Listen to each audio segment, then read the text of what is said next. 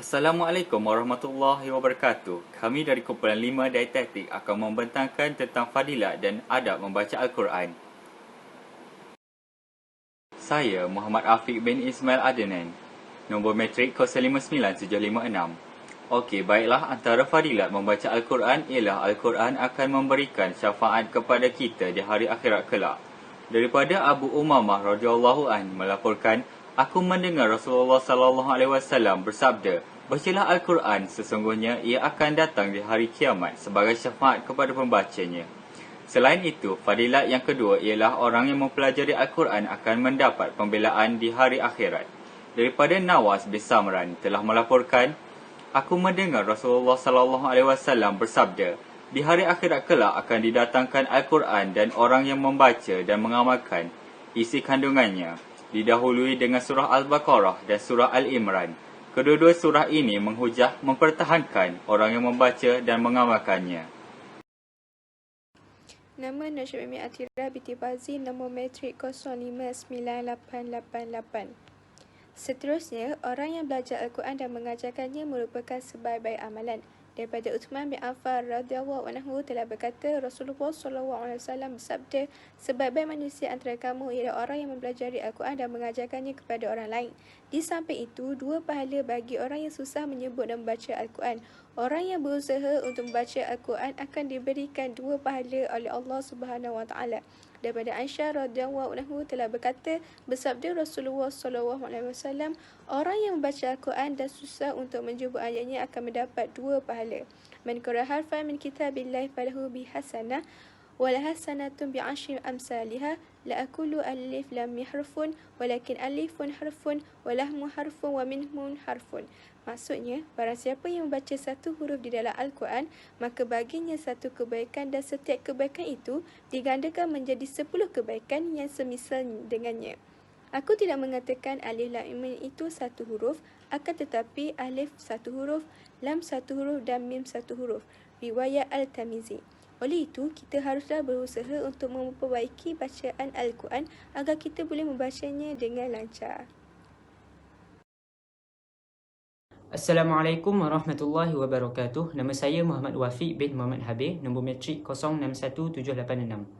Terdapat beberapa fadilat yang kita perolehi apabila kita membaca Al-Quran. Antara fadilatnya ialah Allah Subhanahu Wa Taala mengangkat martabat orang yang membaca Al-Quran. Daripada Umar bin Al-Khattab radhiyallahu anhu bahawa Nabi SAW bersabda, sesungguhnya Allah mengangkat martabat beberapa golongan dan merendahkan martabat golongan yang lain dengan sebab Al-Quran. Seterusnya, fadilat yang kita perolehi apabila kita membaca Al-Quran ialah kita akan mendapat ketenangan. Ketenangan boleh diperolehi jika seseorang hamba itu sering membaca ayat-ayat suci Al-Quran. Kita imbau semula sirah Nabi SAW. Seorang lelaki sedang membaca surah Al-Kahfi. Di sisinya terdapat seekor kuda yang terikat dengan 2 tali. Maka awan pun datang menyelubungi, mendekati dan menghampiri lelaki tersebut sehingga kuda tersebut lari terkejut. Kemudian di pagi hari keesokannya beliau mendatangi Nabi SAW dan menceritakan kejadian tersebut. Maka Nabi bersabda, itu adalah ketenangan yang turun disebabkan bacaan Al-Quran. Hadis riwayat Al-Bukhari.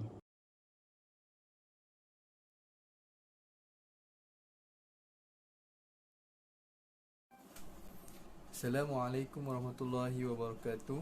Nama saya Muhammad Ifhamdi bin Zamaksari, nombor metrik 061003. Berikut merupakan fadilat-fadilat yang kita akan perolehi sekiranya kita membaca Al-Quran. Sebelum membacanya, eloklah jika kita mengetahui tentang adab-adab membaca Al-Quran. Baiklah, seterusnya kita akan teruskan mauduk bicara kita tentang adab-adab sebelum, ketika dan selepas membaca Al-Quran. Bagi adab sebelum membaca Al-Quran, yang pertama sekali kita hendaklah memulakan dengan niat. Pastikan niat kita untuk membaca Al-Quran itu benar-benar ikhlas untuk Allah SWT dengan harapan agar kita diberikan pahala dan mendapat syafaat Al-Quran. Selain itu, kita juga mestilah dalam keadaan suci. Kita mestilah berada dalam keadaan suci daripada hadas besar dan hadas kecil. Haram bagi kita untuk membaca, memegang dan membawa Al-Quran dalam keadaan berhadas besar. Kita juga digalakkan bersiwak, iaitu menggosok gigi sebelum membaca Al-Quran. Dan akhir sekali, yang keempat, kita juga disunatkan untuk berwuduk sebelum membaca Al-Quran. Saya Mahirah binti Muhammad Aden dengan nombor matrik 059602 ingin membentangkan tentang adab-adab ketika membaca Al-Quran. Terdapat banyak adab yang boleh kita praktikan semasa membaca Al-Quran. Yang pertama ialah kita hendaklah membaca Al-Quran dalam keadaan yang bersih. Ini termasuklah dengan mengenakan pakaian yang bersih serta menutup aurat dan juga membacanya di tempat yang bersih. Selain itu, kita juga disunatkan untuk membaca Al-Quran dalam keadaan menghadap kiblat. Seterusnya, semasa membaca Al-Quran, wajar bagi kita untuk meninggikan kedudukan Al-Quran sebagai tanda kemuliaannya, sekurang-kurangnya lebih tinggi dari aras lutut. Seterusnya, kita hendaklah membaca Al-Quran mengikut kaedah yang betul, iaitu dengan menjaga hukum tajwid, membaca dengan makhraj yang betul, dan membaca dengan jelas.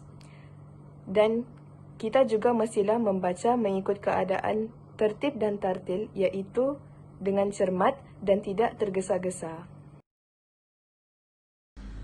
Assalamualaikum warahmatullahi wabarakatuh.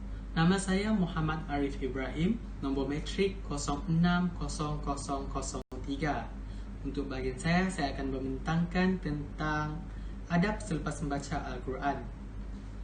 Bagi adab-adab selepas membaca Al-Quran, kita disunatkan untuk berdoa selepas membaca Al-Quran. Hal ini kerana membaca doa selepas membaca Al-Quran merupakan di antara waktu-waktu yang mustajab doanya. Selain itu, kita juga disunatkan untuk mencium Al-Quran. Sunat bagi kita mencium atau mengucup Al-Quran sebagai tanda kemuliaan baginya.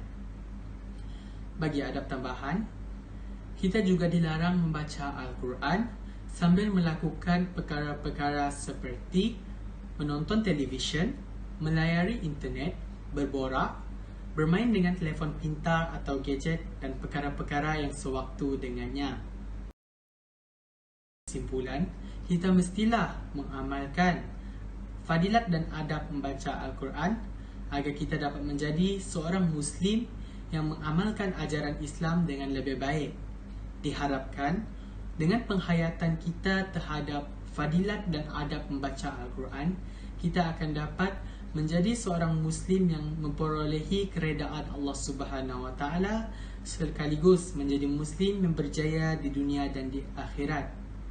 Itu sahaja daripada kumpulan kami. Sekian, terima kasih.